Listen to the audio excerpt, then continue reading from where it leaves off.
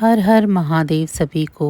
भोलेनाथ और माता पार्वती की विशेष कृपा पाने के लिए सावन के सोमवार के व्रत की बहुत अधिक महिमा मानी जाती है। आज सोमवार सावन का चौथा व्रत है। मान्यता के अनुसार इस व्रत को करने से सभी मनोकामनाएं पूरी होती हैं और अपार सुख की प्राप्ति भी होती है। ऐसी मान्यता है कि सावन सोमवार के व्रत में कथा का पाठ किए बिना व्रत का फल पूर्ण नहीं मिलता है। अगर आप सावन के चौथे सोमवार के दिन व्रत रख रहे हैं तो इस दिन इस कथा का पाठ ज़रूर पढ़ें या सुनें। सावन सोमवार के व्रत को करने वाले भक्तों के लिए इस कथा का पाठ करना अनिवार्य माना जाता है। पौराणिक कथाओं के अनुसार एक साहूकार था। वह भगवान शिव का अनन्य भक्त था। उसके पास धन दौलत किसी भी चीज़ की कोई कमी नहीं थी। तब भी वह उदास रहा करता था क्योंकि उसके कोई संतान नहीं थी और संतान प्राप्ति की कामना के लिए वह रोज़ भगवान शिव के मंदिर में जाकर दीपक जलाता था।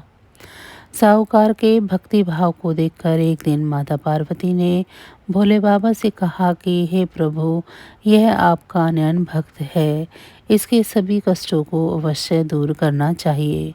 शिव जी बोले कि हे पार्वती, इस साहूकार की कोई संतान नहीं है, यही इसके दुख का कारण है।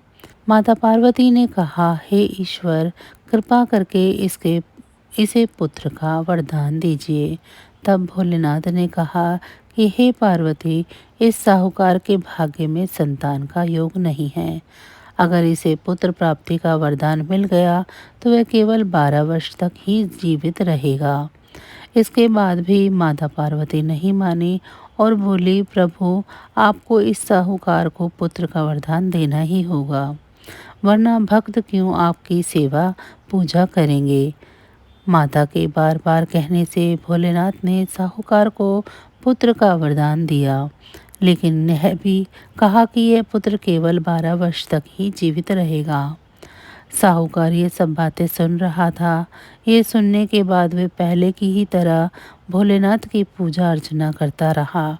वरदान के प्रभाव से 9वें महीने में साहूकार को पुत्र की प्राप्ति हुई।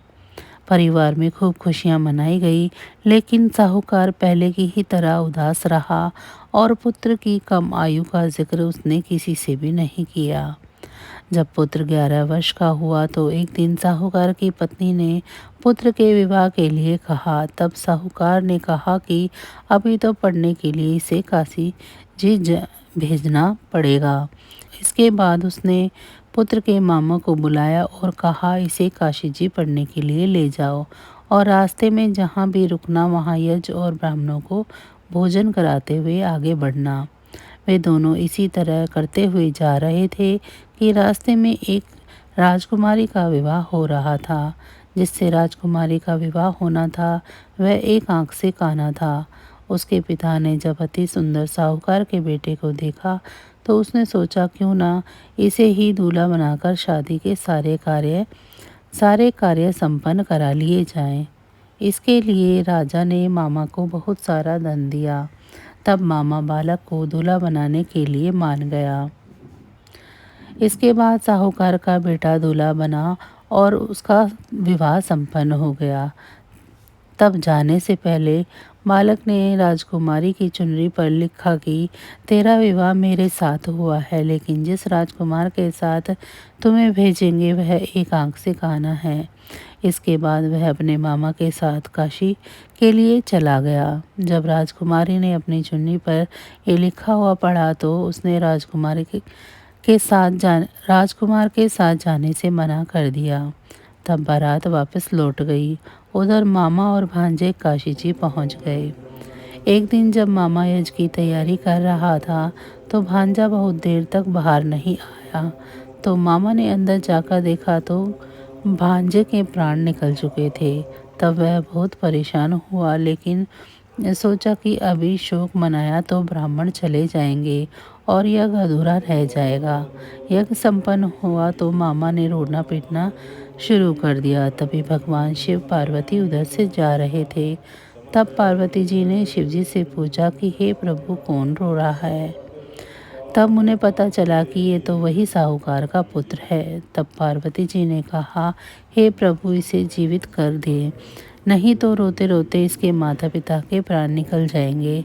तब भोलेनाथ ने माता पार्वती से कहा कि इसकी आयु इतनी ही थी, लेकिन माँ के बार बार आग्रह करने पर भोलेनाथ ने उसे जीवित कर दिया। तब लड़का ओम नमः शिवाय का जाप करते हुए उठा। मामा भांजे दोनों ने ईश्वर को धन्यवाद दिया और अपने नगर लौट पड़े। रास्ते में वही नगर पड़ा, वहाँ राजकुमारी ने उन्हें पहचान लिया। तब राजा ने राजकुमारी को साहूकार के बेटे के साथ सारा धन देकर विदा किया। उधर साहूकार और उसकी पत्नी छत पर यही प्रण लेकर बैठे थे कि यदि हमारा पुत्र सकुशल न लौटा तो हम छत से कूदकर अपने प्राण त्याग देंगे। तभी लड़के के मामा ने आकर साहूकार के बेटे और बहू के आने का समाचार सुनाया, लेकिन वे नहीं माने। तब मामा ने शपथ पूर्वक कहा तो दोनों को यकीन हो गया और दोनों ने अपने बेटे बहू का स्वागत किया। उसी रात साहूकार को स्वप्न में शिवजी ने दर्शन देकर कहा कि तुम्हारे पूजन से मैं प्रसन्न हुआ, इसीलिए तुम्हारे पुत्र को जीवन दान दिया। मान्यता है कि जो भी इस कथा को पढ़ेगा या सुनेगा उसके समस्त दुख दूर हो जाएंगे और उनकी सभी मनोकामनाएं पूरी होंगी। तो बस आज की जानकारी इतनी ही थी। फिर मिलेंगे हम आपको ऐसी ही किसी अन्य जानकारी के साथ अगली वीडियो में। तब तक अगर आपको मेरी ये जानकारी अच्छी लगी है तो वीडियो को लाइक करें। चैनल को अभी तक सब्सक्राइब नहीं किया है तो चैनल को सब्सक्राइब कर लें, ये बिल्कुल फ्री है। इसी के साथ भोलेनाथ की कृपा दृष्टि आप सभी पर सदैव बरसती रहे। आप सभी का बहुत बहुत धन्यवाद।